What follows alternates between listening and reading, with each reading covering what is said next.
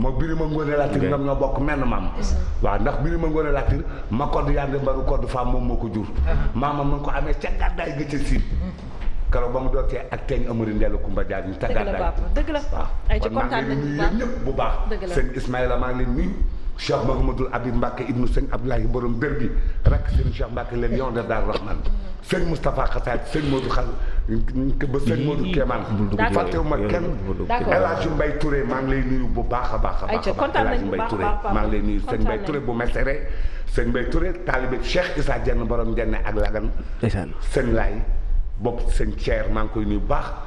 sëñ Cheikh Astou Mbaye Dieng maa ngi lay nuyu bu baax a baax mu sëñ Mbacke Dieng Touba gépp maa ngi leen di nuyu ba fi sëñ Touba duggee ak naga ni ba sunu jolli tey xéewal rek a am jubóo gi diggante Macky Sall ak baayam bi ndox maa ngi tuuru safar gaa ngi ñëw ñëpp a ngi lekk ñëpp a ngi naan ñëpp a ngi lekk ñëpp a ngi naan Benoît bonsoir. Bonsoir Safia maa ngi lay nuyu ça va très bien. Super di nuyu ñuy seetaan seen waaw noonu la man moom Aminata Faye moo toog fii di sànni xeer quoi.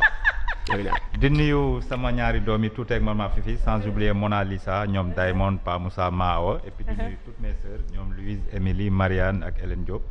et puis di ñaan yàlla yal na yàgg def jàmm Sénégal di féliciter tamit Lions yi man ñii laay wax les vrais Lions les poulains de Serigne Saliou Dia ñu jël tournoi bi léegi nii Sénégal muy mbégte pour ñun ñëpp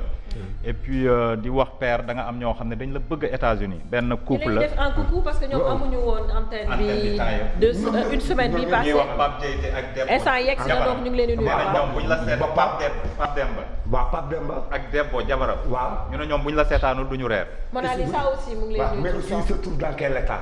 waaw Maryland on a dit Maryland waaw Maryland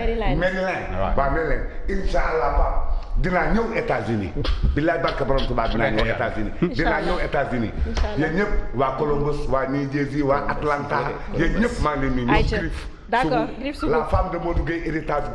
couture maa ngi lay nuyu bébé seen Saliou Modou Gueye héritage couture maa ngi lay nuyu les États-Unis d'Amérique ñu ngi leen di nuyu bu baax a baax ñu ngi leen di nuyu bu baax am na ñoo xam ne tamit dañuy seetaan à travers Facebook donc live bi bu dee dugg na ñu ngi leen def en coucou ñoom i tamit Sen TV l'officiel fa lañ koy amee ñu ngi xaar seen i ay commentaires Aminata Paye noo def je vais bien. Ça va? Alhamdulillah, comme toujours. Ouais, comme toujours jovial. Toujours la pêche. Di nuyu boy grand bu fashion bi. waaye ki doxul papa. ah non non non. lan mooy problème bi. man kay Aminata fii mu ne man fii mu ne Aminata. ah mais père yow xam nga ci man loolu Aminata wala père xam nga ci man loolu Aminata Paye toujours jovial. d'accord elle vient toujours avec la pêche. d'accord toujours en pleine forme. non dëgg la dëgg voilà la muy loolu di lébu la. waaw gis nga booy ñëwee yaay seen bëgg sàmm ak seen i jaraaf. d'accord voilà ay lébu noonu. ah di nuyu sama copain bu fashion bi l'homme fashion l'homme le plus fashion des télé Sénégal yëpp Benoît moo ci gën a fashion. voilà waaye fi mu ne képp koo xam ne foog nga ci kii bëgg nga Aminata Paye te nga bëgg ko su ñëwee barka borom Touba Mbacke dinaa la ko may ku ci bëgg Aminata Paye soo ñëwee ma may la ko. billahi ñoo la may nii ba pare. waaw incha allah di nuyu Mohamed aussi ah namoon nañ ko loolu. di nuyu téléspectateur yu gis-gis yëpp ak ñëpp ñuy bëggee gis-gis. d'accord Sophie ñu ngi koy nuyu doon. waaye sama compagnon de guerre sama xarit sama doomu ndey. ah sama yaay Fall ma boobu Sophie bigam naa la di la wax yow. Sophie Gueye jàmm ju bëri si yow. waaw tuddul Sophie Gueye. Sophie Kara. lan koy wax Sophie Kara effectivement. taalibe sëñ Modou Kara la. muy saadix la. waaw day daanu ak jël. dëgg la waaw. man maa ci am lu ma leer ay nit a ma ko wax. man maa ci am lu ma leer maa ànd ak moom. Sophie Kara nañ ko tuddee. déglu bu baax bul ma ngay defi.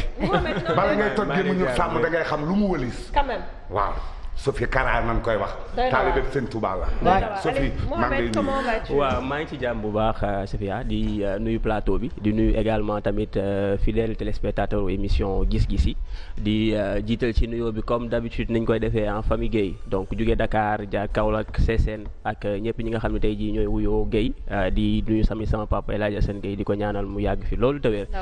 te aussi comme ni ma ko waxee rek Safia samedi bi passé dama demoon Mbour xam nga dama am turandoo maa ngi donc big up Mouhamed Rasoul Guèye junior bu baax a baax ak yaayam félicitations waaw gis nga temps yi moom xaw naa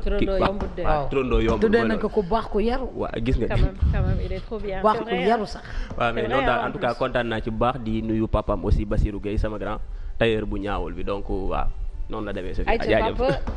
tey fan la ñuy dugg. waaw ñu ngi dugg fa doy waar foo xam ne ñëpp a ngi siy séntu sama jël. ñëpp ñu ci baree bari. ñu ngi séntu sama jël léeg-léeg maa sax ñu ne maa day taal yi te fekk ne ñooñu seen biir su leen neexee ñu séntu sama jël ñu ngi ca biir sont des waaw c'est des complices ci biir xam naa lépp waaye du ma taxa naa bu mukk séentuuma ci ngërëm séentuuma ci ku ma gërëm. kenn du ko ànd ak moom dawuma ci ku ma xarab dawuma ci ku ma xat dawuma ci dara te mba xam nga continuité la waroon doon mais dama leen faal duma yoo xam ne fi mu ne doonoo daw ñoom daal nañu leen ko song ci geneen wet léegi nañu indi bii léegi thème bu bees moom nañu indi tey ñu ne femme mariée à bras multiples astafirullah femme mariée à bras multiples ñu ne jigéen joo xam ne mi ngi sëy waaye fu ne loxo ma nga ca njëkke càmmiñ goro njëkk jigéen surga bi nekk ci kër yi sax daa dugal loxoom ci sëy bi da koy dimbali da koy jàppale di ko tegal ay bool yi dof léeg-léeg am xaftaan boo xam ne xaw naa ràpp mu génne ko laata na koy sànni mu xool kenn ci surga si daal ko koy jox maanaam daal di def ndimbal ba ci taalibe yi ba ci waa yàlla yi dox ci mbedd mi fu añ jotee mu woo la loolu mooy à bras multiple fu ne mu yeb fa loxoom kon ñoom suñu sañoon loolu du am ba tax nu ne kon lan mooy cëru góor ñu ne góor nag moom lan mooy cëram ci kër gi ginnaaw jigéen a ngi def loolu di sëy à bras multiple fu ne loxo ma nga foo ko làmb daj ko ba ci muusee sax ndax su waasee pare bay tuuri day teqataloo muus yi muusee dox ci diggante tànk yi ñëpp daw jox ko bopp loolu na ñuy bañ noonu nee nañu kon luy njariñul góor góor du am dëgg ci ñoom góor du toog ci donkaase gi saa yu tooñ amee pour ñoom góor a tooñ góor daal ñoom daal ñi ngi seet nañ leen def ba wàññi ko ba jéem a taxaw mbaa nu tolloo ak moom mbaa nu teg ay tabouret di yuqamtiku pour tolloo góor ñu ne góor luy njariñam ki la dëkkoo wutal la màkkaan moo dëkk takk la ci farataas yàlla ak sunnas Muhammad nga nekk ak moom ci biir kër gi soo oppee moom ngay gis mooy yëkkati mooy tëral mooy jóg dem wuti indi ñëw jox la yow ak say doom ngeen tëdd ci kër gi su ngeen duggee ci néeg bi ba tëj ko moom mooy féete ci kanam doonoo bëgg luy reyee wala luy lore su ñëwee ne kàcc bunt bi yem ci yow moom mu jàll ca sa ginnaaw ndax mu mucc yow yaay daw yaay indi di joxe ñuy togg waaye doo ci ñam ca tàngoor ba njànja la doo ko ñam ay ngoon day sedd wala ay guddi soo ñëwee nu tàngalal la reer bi loo am indi ko mu bokk ak i njabootam yow ngay xëy di daw suba ba ci ngoon nga ne ko jant bu ma génnee àddina wutal geneen góor teg ci sama kanam nga jàll sama ginnaaw léeg-léeg sax duñ la ñaanal léeg-léeg sax nu fàtte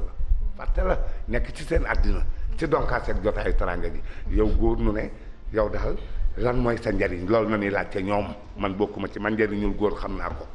waaw suñu tee ba miti yow a loo am ñëw indi loo am bokk ak ñoom lu nu am def ci seen bopp ak seen doom ak seen mbokk foo taxaw ñooma lépp lu xew ak noomeel ak fu lay tudd ñooma nee nanu soo demee ba génn àdduna demal nga wuti geneen góor ñëw teg ci sa kanam man sax su la neexee bul ma ñaanal mën nga maa fàtte am na ñu baree bari seen borom kër mi ngi ci suuf gëj nañ koo ñaanal fukki xuloo ak benn billaahi barka borom Tuubaa lii ma leex lu am la te négal ba nu ubbi téléphone yi ngeen xool ñu ngi nii ñii laa leen di bàyyi tey du ma ci bari wax dëgg la Benoît waaw Safia dafa nekk thème boo xam ne mooy changer Sénégal parce que dañu foog ne Sénégal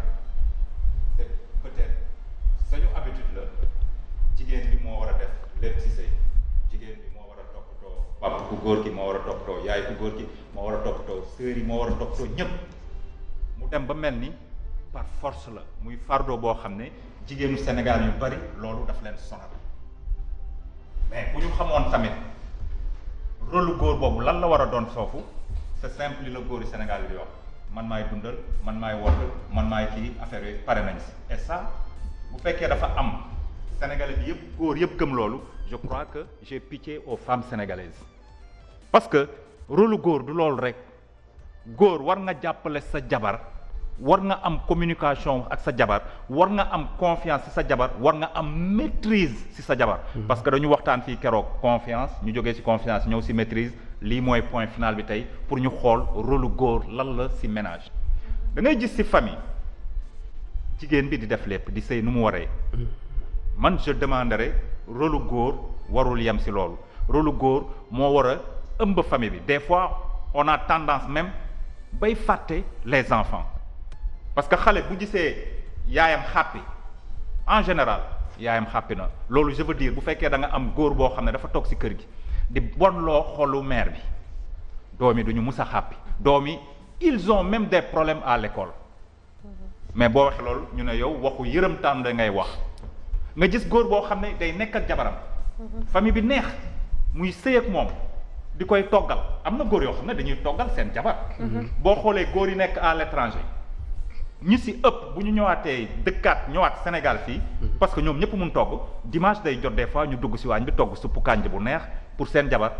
mais loolu bu fekkee da nga ko def yow au Sénégal mosoo tukki nga mun ko def ko tu es foutu yàlla na bul invité ku mel ni Mor Ndiaye bu ñëwee toog ba gis ko dina ne pourquoi Benoît di war a toggal jabaram te loolu je crois que y a rien de mal dimanche jot góoru Sénégal ñëw togg dugg ci waañ bi togg suppu kànja bu neex famille am ñëpp toog loolu da ngay am bénédiction say doom da ngay am ñaanu sa jabar da ngay neexal kër gi en quelque sorte wala sa jabar des fois ñëw sonn en général li nga xam ne góor daf ko war a defal jigéen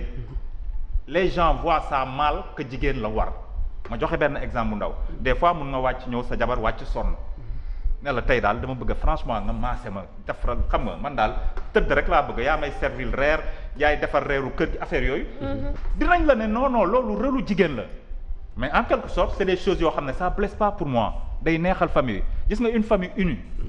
mooy famille bu boo xam ne dañuy kontaan fu ñu toll moo xam ne famille boobu kanam rek lañ jëm mais si cette famille bu fekkee papa jeek yaay ji ku góor ki ku jigéen ki mi ngi sëyal doom mi ngi sëyal yaay mi ngi sëyal sa papa mi ngi sëyal sa ñëpp yow amoo effort bu ndaw boo xam ne mun nga ko jàppale si yooyu xalaat ne man maay joxe dépense xalaat ne man maa ko dëkkal si kër xalaat ne man maay tëdd si kanam pour baare sàcc bi war a ñëw ana góor yi nga xam ne balaa ñuy tëdd si kanam il y a ñu jóg tëj buntu kër ga sax xale yi la ñuy wax wala seen yaay jóg leen tëj buntu kër ga ñoom jaaxaan nañ bu yàgg di nelaw te lal bu ñu demee ba tëdd si je crois amul kii mooy tëdd si kanam amul kii mooy tëdd si kanam yooyu c'est des problèmes yoo xam ne sénégalais bi moo ko gëm mais je crois que ça ne tient pas debout ça ne tient pas debout kii mooy tëdd si kanam ak kii mooy tëdd si kanam non mais attends lan mooy kii mooy tëdd si kanam di ngeen dem ba benn moment kenn dootul xàmmee di kan moo war a tëdd si kanam ak kan mooy tëdd si kanam yooyu c'est des futilités nañu arrêté yooyu waaw parce que dans la vie loo gis il faut que mu am communication mais ñun góoru Sénégal moo ñaalew ñu yenn affaires yi nga xam ne war na ci kër ñun li ñu moo ñaaleel yépp mooy boo demee ba am li yonent bi wax ak li yàlla wax ak affaires yooyu am nga droit ñeent te des fois y a des enfants yoo xam ne dañuy nekk ci kër gi war a jàng seen pap yàlla wërsëgal ko benn affaire balaa muy xalaat aider xale boobu pour dugal ko école bu baax di koy fayal xale bi di koy fayal di koy jàppale doomam il préfère dem indi keneen taak ci kër gi et y a beaucoup d'enfants yoo xam ne am nañu ay xalaat am nañu ay xel mais amuñu parent bi nga xam ne il est responsable pour jàppale leen et y a les moyens pour parents yi jàppale leen et beaucoup d'enfants souffrent ça dans ce pays parce que ils préfèrent épouser une autre femme je ne suis pas contre la polygamie comme chaque fois ni ko nit ñi di waxee mais c'est des choses yoo xam ne ça existe dans notre société et c'est grave. Minata. Voilà Benoît dama ko bëgg en fait tout d'abord jigéen dañu wax ni bi mu juddoo la ñu ne al ummu madrasata moom mooy jigéen moom mooy ndayu penc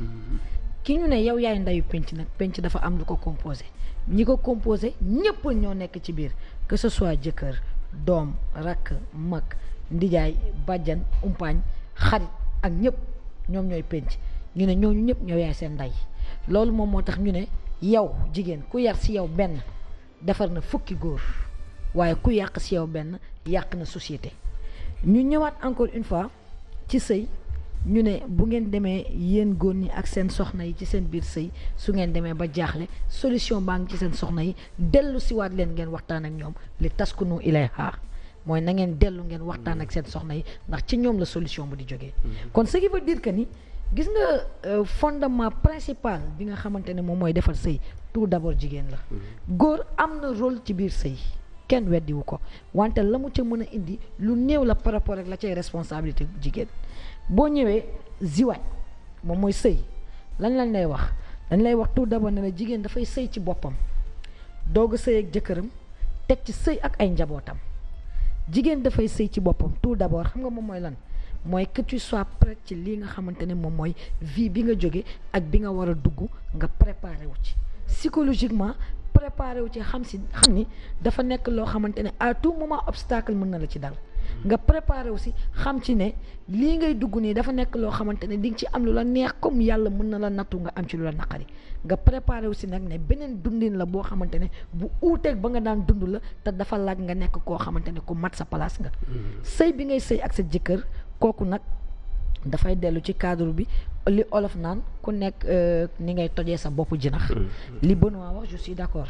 mooy borom kër bii di baleel soxnaam borom kër bii di toggal soxnaam borom kër bii di defal li soxnaam di ko fóotal kooku benn complicité la buy am ci diggante ñaari woy dencante yi am na ñoo xamante ne rëy lañ ko jàppee te du rëy du dara xanaa xamoo sax dañuy wax ni sa soxna bu ëmbee sa loxo bi ngay jël di ko teg ci biiram di kaf ak moom loolu stabilité bi muy indi ci xale bi xamoo sax nu mu toll donc boobu bokk na ci sa rôle tout d'abord nag ñu ne la nga teg ci sëy ak sa njaboot sëy ak njaboot gi xam nga moom mooy lan les éléments yi nga xamante ne ñoom ñoo composé sëy bi ndax sëy bi du yow kese ak sa borom kër ce n'est pas toi moi mon mari et mes enfants ce n'est pas moi mon mari et le chien dafa am ñi nga xamante ne moom mooy des éléments yoo xam ne dañu bokk ci sëy bi mënuñoo dem dañu cee am wàll am ci cër kenn ku si nekk nag élément yooyu noonu élément yu nouveau dans ta vie élément la yu dolleeku ci sa dund parce que tout simplement bien avant que tu sois femme mariée tu étais dans une famille où tu avais des sœurs des oncles père mère ainsi de suite donc tey da nga jóge ci famille bi dem ci beau famille mooy maanaam bii sax lañ ne ci cadre bu ndee dañ koy définir ci champ lexical bii moo gën a rafet moo gën a neex kon nag dañ cee bokk daf la war nga nekk ak ñoom nekkin bu neex daf la war nga nekk ak ñoom nekkin bu rafet te xam ni kat ñoom duñu sa sëy waaye mën nañoo yokk ci sa sëy waaye yow mii di góor bu ñu fàtte ni sëy lii baaxal doom wala lii réussir loo sëy du jigéen kese moom mu koy liggéey parce que nag dañ leen ne complémentarité kenn ku si nekk da ngay indi ci sa morom lu ci amul woon yow jigéen góor ñu ne la yow yaa yilif kilifa nag dafa am na muy mel ki yilif dafay mën a muñ ki yilif dafay jéggale tey jëllale ki yilif dafay yaatu ki yilif dafay boot kon warut a mën a am béjjënu diggu ginnaaw te ki yilif nag dafay nekk koo xam ne ku ubbeeku lay doon dafay nekk koo xamante ne ku am ouverture ak communication lay doon day waxtaan du gaaw a mer du boddi du beddi tey du tongoo yaa ngi dégg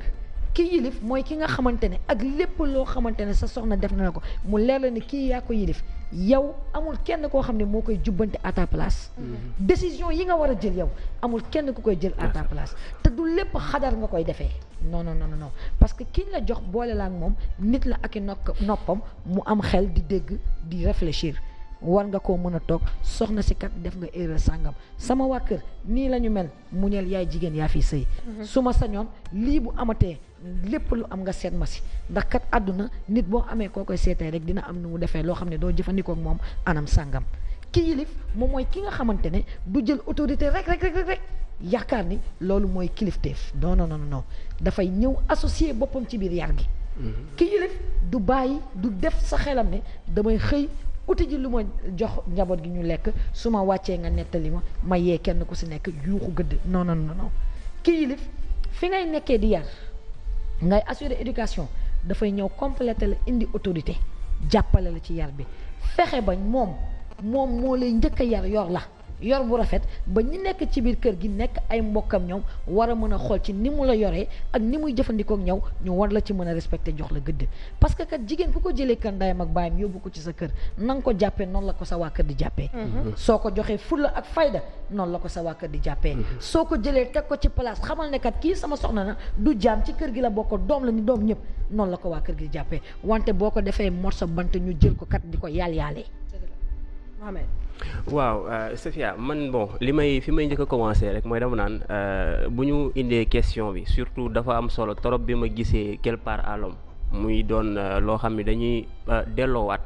ci ñu comprendre que ni mariage ci diggante ñaari doomu aadama la donc muy góor jigéen donc ñu dem ba mujj gi Sénégal dafa mel ni dañu jàpp ni sëy bi li ci ëpp wala li ci gën a metti jigéen rek moo ko war a mën a def sànq dama dégg Benoît mu wax lu am solo muy gis nga dafa am lu loo xam ni ci ñaari way dencante yi benn genre complicité la war a doon man je parle par exemple ci ñi nga xam ni da nga yor sa soxna dañuy gëmloo kilifteef mais damay fàttaliku bu yàgg sama yaay daf ma daan faral di wax naan en fait góor nekkul ci loxo benn expression maanaam góor nekkul ci loxo du ñëw rek ni man maay kilifa kër gi maa war a def lii sama jabar à chaque fois moom moo war a dëgg la soumission ñëpp xam nañ ni jigéen dafa war a am benn soumission par rapport à son mari mais li ëpp solo mooy yërmande bi góor war a am ci jabaram loolu moo ëpp solo parce que yërmande boobu man pour man mooy équilibre ménage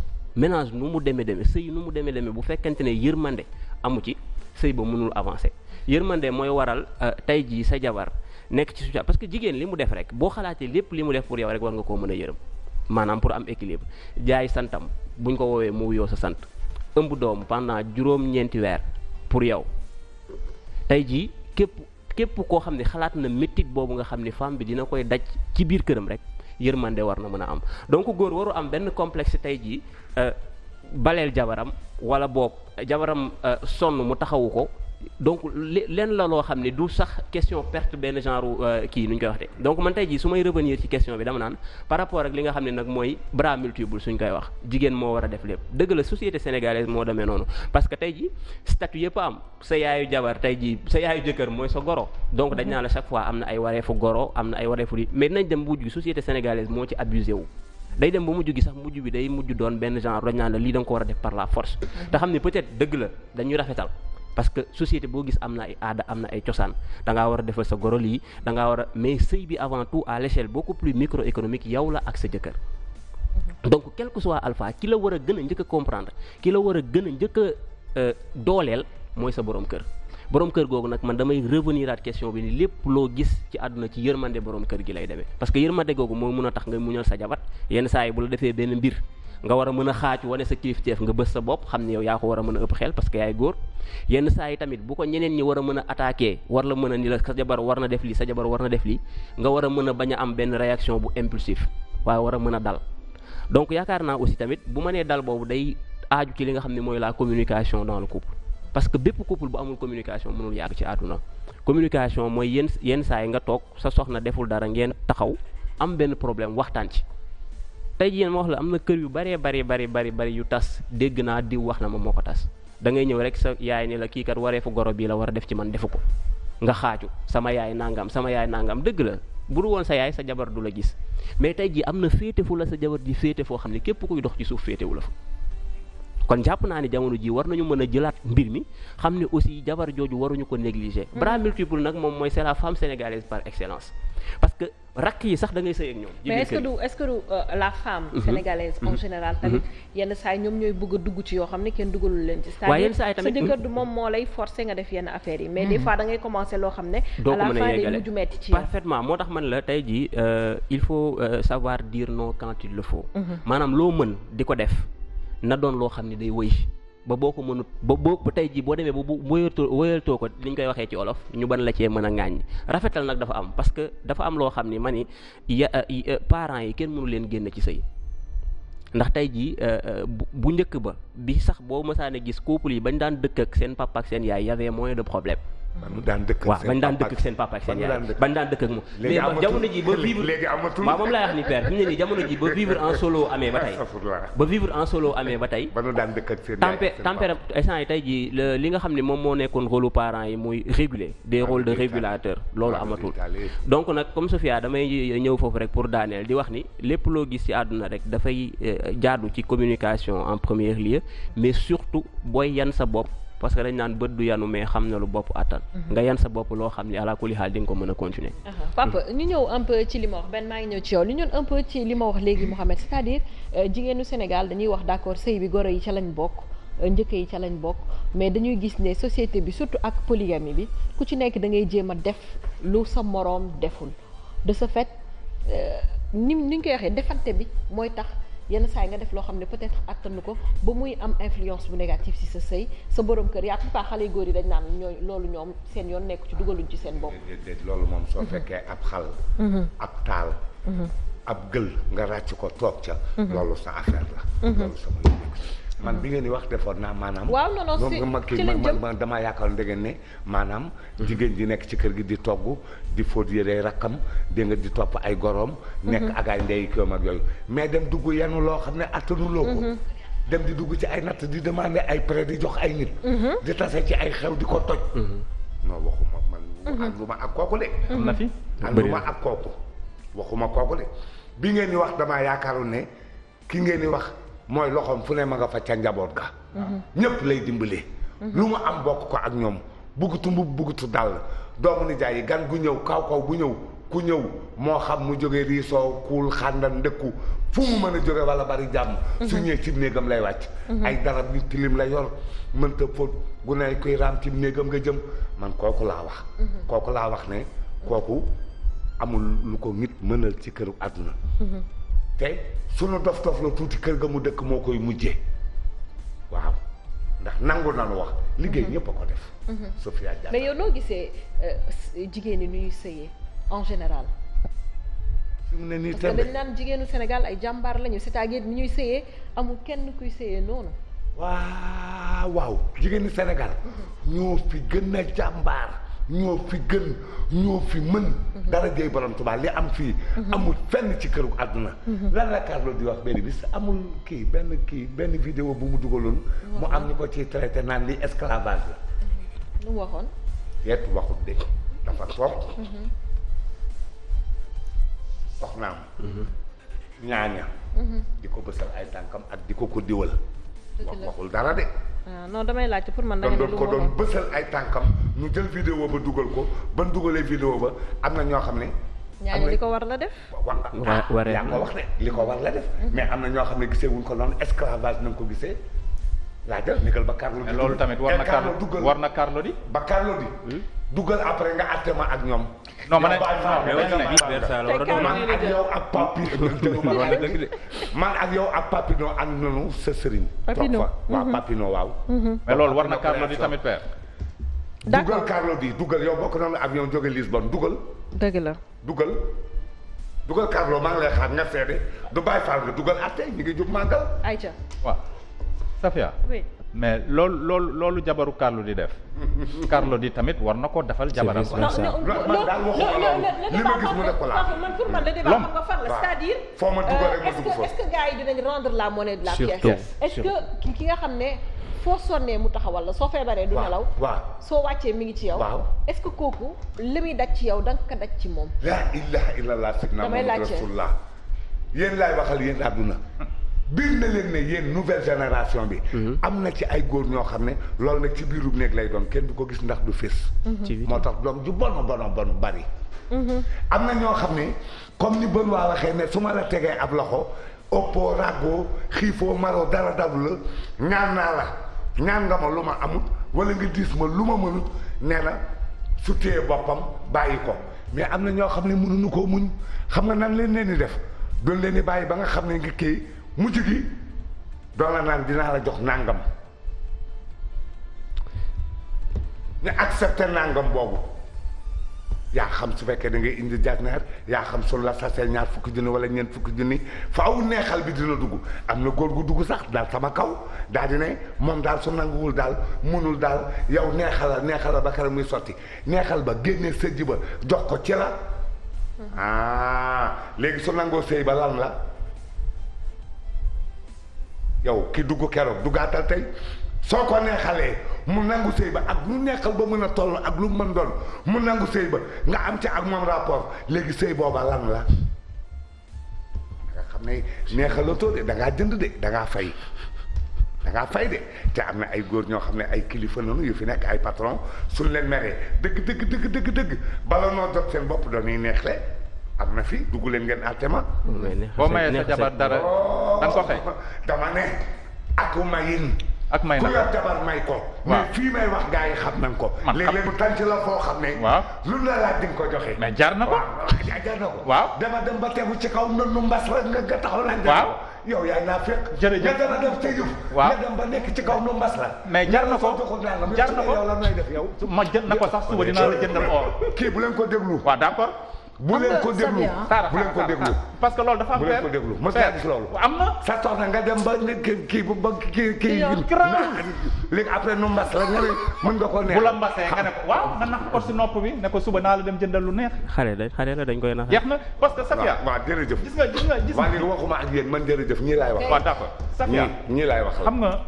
man li may wax mooy jigéenu Sénégal da nga posé benn question ba pare nga mais est-ce que jigéen yi da nga ko laaj Aminata nga ne ko. nga xam ne diggante boobu Papis Bodian loo ko laaj mu jox la ko ñu takk sa biir tànk la ne la di nga joxe nangam nga joxe nangam. waaw mais loolu ñii xam nga ne ay naafeq na. waaw jërëjëf mais loolu si communication la rek yéen ñaar. waaw baax na waaw. Safia xam nga question bi nga laajte nga ne jigéenu Sénégal des fois dañuy def loo xam ne mënuñu ko est-ce que du si ñoom. non dañ leen ko imposer. am na ñoo xam ne mën nañ la faa xot ba nga dee. dañ leen ko imposer xam nga lu tax ma ne la dañ leen ko imposer. moo tax ñuy dem seen yaay moo tax ñuy dem seen ay xarit yu leen mënal moo tax ñuy dem fu nekk di leb pour neexal famille jëkkër ji parce que société bi moo imposer benn affaire boo xam ne moo tax ma ne les femmes sénégalaises parce que sëy ñaari nit la loolu moom ku ca dugg sa affaire la. sëy ñaari nit la donc li si des yëpp ñun suñu société ñoo ko imposer suñuy ay jigéen. Aminata Paye sànq nee na penc bi d'accord dafa yaatu d'accord boo fa ñëwee jógee sa kër ak sa kër ndey baay tamit ñépp ngay bootee doon leen yaayu penc bi. juste d'accord war naa mais bu fekkee da nga gis ci penc bi yow yaay góor sa rôle nga gis ne sa papa ak sa yaay sa ay sœur ñi ngi sonal sa jabar. Anta Sarr nee na c'est parce que góor yi ils savent pas faire des cadeaux à leurs femmes. moo tax ñu leen di chantage. léegi bu fekkee. waaye chantage am na. wuy ma léegi bu fekkee. moo ko Anta Sarr wuy ma Safia léegi Anta. mais chantage am na xaaral ñu wax après ñu wax chantage dama ne léegi bu fekkee. chantage li Aminata Paye wax d'accord na mais tu vois des familles yoo xam ne paa bi mère bi sœur yi dañuy daf lay leer na ñu ngi sonal yow sa jabar yow en ce moment lan mooy doon sa rôle en tant que góor. lan mooy doon sa rôle soit da nga leen di tenir langage de vérité wax leen ne que kii kat man maay fondement man maa ko war a protéger. ku ma munti doon nag ci famille bi mais Sénégal duñ def loolu dañuy masla di woo seen jabar ñu xam ne affaire boobu day persister ci biir kër gi te du ci mun dara xolam di bon parce que dafa am problème fan la war a far. ndax dafa war a toog ak papam ak yaayam ak seen waa kër wax ak ñoom la vérité wala dafa war a far ak jabaram léegi bu loolu amee rek foofu la ñuy wax li nga xam ne mooy paaru góor ci sëy naka la war a doxalee foofu l'autre fait les petits faits am na loo xam ne jigéen rek ngay dégg ñu ne Sénégal même ba ci publicité mooy jóg defaral jëkkëram ay café mooy jóg defaral jëkkëram ay ndekki. yooyu dafa normal c'est des trucs normaux. normal mais est-ce que des fois. des trucs normaux autant pour moi. normaux yoo xam ne des fois est-ce que mun na tourner tuuti. oui mais bon. oui mais bon ça veut dire. à tour de ça doit être ça veut dire ça doit être naturel. non moom foofu laa jëm. waaw ça doit être naturel. voilà. mais boo nekkee sa kër comme ni père waxee ci sënc bi nga defal ko sa jabar yeewu. nga ne ko tey daal yaa ma doon offrir café man maa lay defaral café nga naan ko chéri nga dem liggéey. loolu dara néew ci. des fois duñ ko xalaatee noonu. loolu dara néew ci. man foofu laay waxee. moom laay wax loolu góor. naka la war a jàppale jabaram. yenn sorte yoo xam ne jabar ji dina épanouir. xam nga Safia yaa ngi bëgg a tardé ma defaral la café loolu garaawul. xam nga problème mu jigéenu Sénégal moom mooy lan dafa ragal gàcce ba pare ragal ay xas. looloo tax sëy ba di dëgër. non quand boo ragalee gàcce ragal ay xas da ngay góorgóorlu je suis tout à fait d'accord doo ma dégloo rek di nga xam fan laa jëm. kan ko war a xas. peu importe ak situation boo mun nekk. boo mën a nekk jàng di liggéey di sëy. non lépp mi tapay di wax laa. soo ragalee gàcce bàyyi leen ko mu dem bàyyi leen Sophia Diatta dem. quelles que soient les circonstances ak situation bu mu mën a doon nga ne. soo ragalee gàcce dañ ko la xas. déedéet doo ragal de xanaa xamoo ne loo rus ak loo ragal benn la. dëgg la. waaw xaaral Aminata Paye expliqué. ragal amul loo rus ak loo ragal benn la. Sophia Diatta kat ma nga jëm fee naa nga ma nga fay kii kat ñu ne ko Sofia doo dem mu ne ñemewu maa dem ñu ne ko tax mu ne su ma demee rus naa itam ma dem fa diwa nga fa di ma xaar te su may dugg mu kii daf may woy te su ma woyee du ma ko xool diwa nga kii sama doomu bàjjen la su ma duggee dina waaw foo war a tekki te mënoo faa tekki bu fa dëgg sa tànk boo ko nii de ça c'est grave non loolu c'est grave non c'est ça qui retarde la société.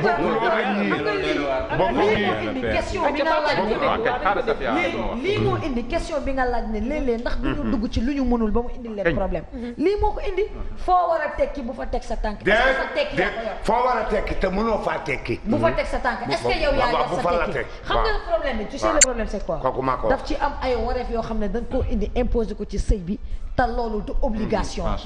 tey bañ gàcce ak ragal ku la xas dina tax nga jëm ba jëm loo mënul parce que xam nga tout simplement leer na la ni boo ko deful xas fekk la ci te du obligation et pourtant ci yeneen boor am na yu ko gën a nekk priorité matal nga ko sëkk fii déggoo ñu naan ñuy wax naan bañ nañ ko ba sax dañ naan kaala gi ci bopp ci ndigg la jógee xam nga lu waral loolu c'est parce que ngërëm li balaa egsi si yow c'est parce que dañ nga lu metti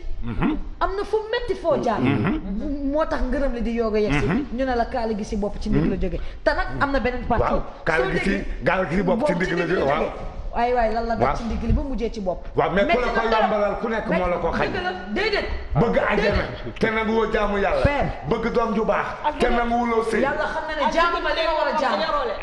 jaamu ma li nga war a jaamu li nga war a def na ko waaye nag lay metti amatul de sëy amatul de sëy bu baax amatul de ci da ngeen bëgg koo jël def ko foofu amatul de xam nga boo déggee benn on parle des autres soo déggee ñu naan la benn taasukat yi naan la jëkkër dalay boot nga ne nongu sa dara du sa ndamtalu xam nga moom mooy lan mooy sa nekkin bi ngay nekk ci biir kër gi sa jëkkër moom moo la ciy dooleel sa nekkin bi ngay nekk ci biir kër gi sa jëkkër moom mooy taxawkat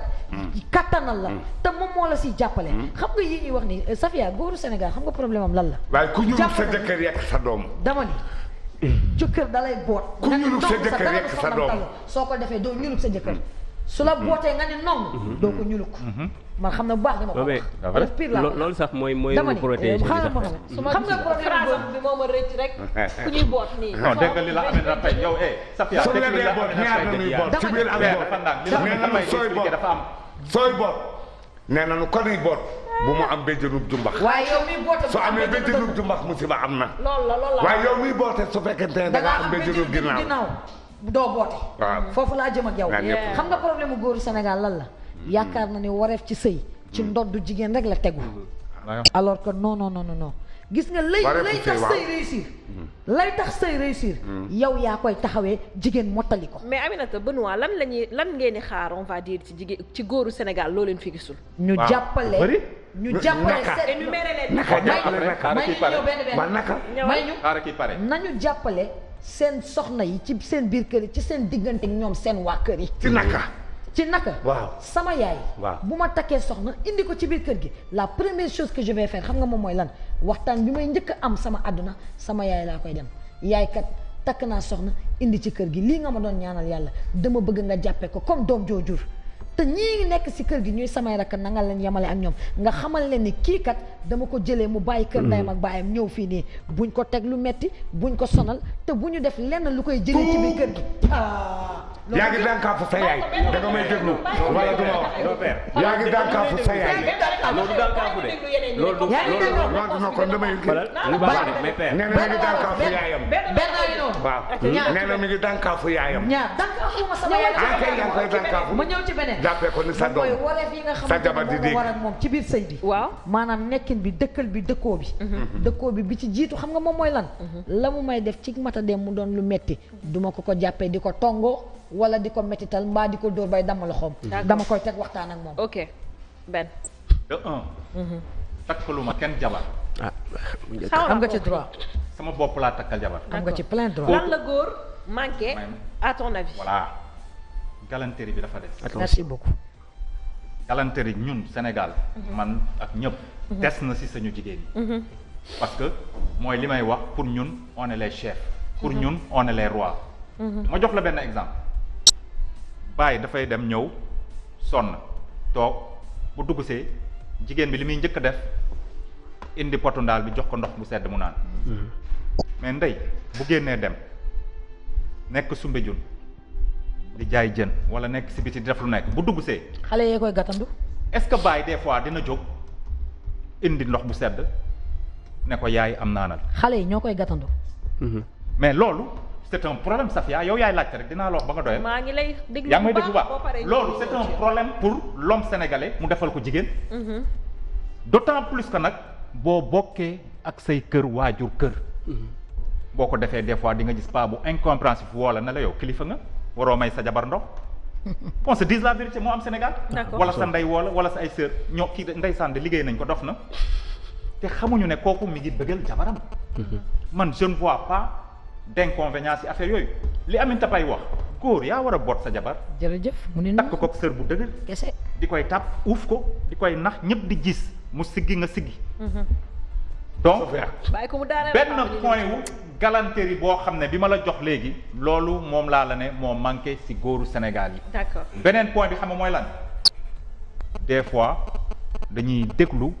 waxu nit ñi topp waxu société bi ba nga xam ne li leen war carrément ak seen jabar en domaine de communication. duñ ko def. toog naa fii ne góor balaa ngay génn sa kër ak sa jabar da nga war a tàggu sa jabar amul ay question déggal li ñuy wax du ma tàggoo dama koy yéegal. yow ki nga dëkkal ngeen di dëkk yéen ñaar ngeen nekk mais nga tàggu ko ne ko kat tàggu mooy la amuñu fitna la dañuy tàggoo mais dañ leen damay yéegal mooy lan Aminata tey damay génn dem naa sama yoon. day solo ba ci biti la naan ma génn ñëw foo jëm mais bu fekkee da nga toog li may wax loolu dafa bokk tamit ci galanterie ne ko kat damay génn maa ngi dem seeti kii diw aw diw affaire yi ñu toog mu ne la ok vas-y telle heure nga ne ko boo nekkee foofu. est-ce que damay laajte rek est-ce que aussi. amul vous ne voyez pas un peu plus loin que xam nga parce que xam nga la mooy problème mi ngi mel ni nga nekk sa kër sa papa ak sa yaay nekk ci kër gi. sa papa xam nga moom bu la xasee ba maye moom moo nekkoon sa waajur bu la xasee ba maye sa borom kër moom mooy sa kilifa sa papa moo nekkoon sa kilifa sa borom kër mooy sa kilifa. bu fekkee dañuy wax ci mi ngi mel ni hiérarchie rek sa papa buy génn day solu bu ko neexee mu ne la ah Aminata maa ngi dem ñëwaat. même en tant que xale da nga koy topp papa foo jëm mu ne damay génn maa ngi ñëwaat donc pour man loolu tamit war nañ koo mën a je dis pas que loolu moo war a nekk de je dis war nañ koo mën a muñal ki nga xam ne mooy sa borom kër suy génn am na ñoo xam ne seen jëkkër bu ñuy génn duñu leen sax tàggoo mais yaa naa au moins suñuy génn comme ni ko Aminata waxee maa ngi génn te ñëw am na ñoo xam dañuy jékki-jékki di woo seen jëkkër wala seen jabar duñu leen gis xamuñu woon sax ne génn nañ am na ay jigéen ci société bi ñoo xam ne duñu tàggoo léegi nga yàpp ne loolu mais je dis pas que loolu moo normal bien sûr j'ai dit je pose une question à savoir est-ce que sa kilifa suy génn war na laa tàggu mais Safia sa kilifa buy génn tàggu la moom protection am la merci beaucoup tàggoo laa wax waxuma yëgal ba tàggoo laa wax ne ko damaa bëgg xam nga tàggoo mooy demander la permission on parle wolof wala ñu wax tubaab voilà Safia li may rek Safia dafa naan Benoît quand tu dis à une personne man su ma ñëwee yow nga nekk sama jëkkër nga ne ma Safia dama bëgg a dem fii bokkul ak Safia maa ngi dem fii Safia laa lay wax dama bëgg a dem fii su ma nee toogal nga toog soo ma ne toogal ne me dis pas il faut arrêter waaw loolu war naa mën a génn sax war nga mën a génn dem dafa na waaw d'accord la génnoo comme mën nga ko ñëw wax sa jabar waaw léegi am yoo xam ne logique defal na léegi boo ko ne génnoo boo ko ne non yow di nga ma wax pourquoi nga ne non tu vas me donner exemple ne ma pourquoi buggoo ma dem bu fekkee da nga ma wax loo xam ne doy na ma loo xam ne make na sens loo xam ne am na sens ma toog bu fekkee nag waxoo ma loo xam ne amul sens ñu café mais aussi benn dama jàpp ma tere bañ a dem pour lan la yow léegi. benn dama jàpp ne dama fiir foofu aussi tamit war nañ ci mën a. dama jaloux war nañ ci mën a leeral benn affaire. il faut ñu comprendre que ni aussi Sofia dafa wax lu am solo muy différence bu ñu war a def entre yëgal ak tàggoo. xam nga aussi tamit. Mouhamed maa ngi ko woo sànq. waaw y a même pas genre une heure entre l'émission parce que ki ma waroon invité dafa désister. à la dernière minute su ma ko nee Mouhamed dama bëgg nga ñëw Sen TV. moom su am borom kër la am soxnaam. soxna si damay dem Sen TV soxna si bu ko neexee ne yow à une heure de temps de l'émission nga naan ma da ngay dem. demoo ma woowaat la rek ne la Safia. non foofu soxna si ma woowaat la ne la soxna si àndu si. mais bokkul c'est sûr que ba ñuy il faut que ñu wax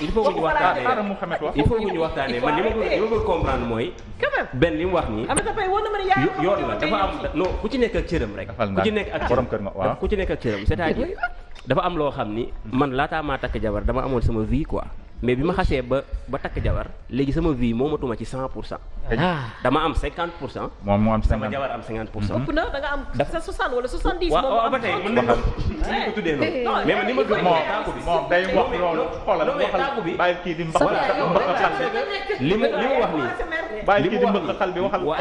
li mu wax nii dafa am solo ma ni c'est-à-dire que sama jabar tey jii supposons ba célibataire bu mag laa sax mais ba ma fekkoon fi mu ne nii madame ne fi bon tey moom du ma ñëw Sofia carrément heure bii mënu ma génn mais graaw parce que c'est normal moo wax na loolu léegi non mais sax nag bay voilà d'accord sax day toog moom sax d'accord nee na la toog naa xam waaw non mais mu ne la bu fi soxna nekkoon du ñëw soxna actuellement à l'heure qu'il fait maanaam Sofia woo ma non boobaa da koy négocier sax daf koy négocier boobu da koy négocier nee na la su boobaa da koy négocier ak madame 22h mënu ma tëdd ak madame 22h nga woo ma ni ma kaay 20h nga woo ma ni ma Mohamed tey dañu am donc ñëwal si c'est une femme compréhensive exactement dama naan ko madame tey exactement moo na la demal si c'est une personne compliquée mais nag par respect comme di Benoît par respect dama ko wax madame est-ce que j'ai la permission de sortir loolu du faiblesse parce que dafa am benn vie boo xam dañ ko bokk man ak moom dama ci am part mais nag bu dee tàggoo bi comme li may wax mooy foofu dañ ci war a def attention ki may tàggu mooy tey jii maa ngi war a jël benn décision bu importante ki ma war a tàggu mooy sama kilifa sama papa damay dem ni ko papa man kat dama bëgg a dugg kër diw wala wut fa soxna wala dama bëgg a def lii